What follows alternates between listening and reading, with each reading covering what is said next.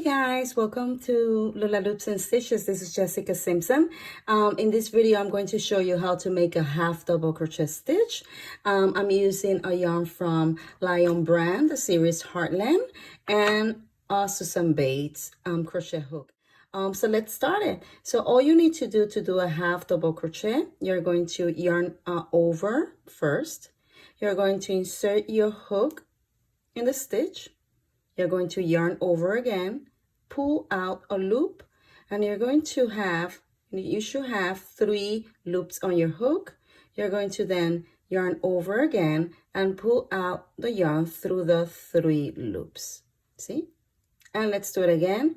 Yarn over, insert your hook, yarn over again, pull out a loop. You have 3 loops on your hook, yarn over again, and pass the yarn through the 3 loops.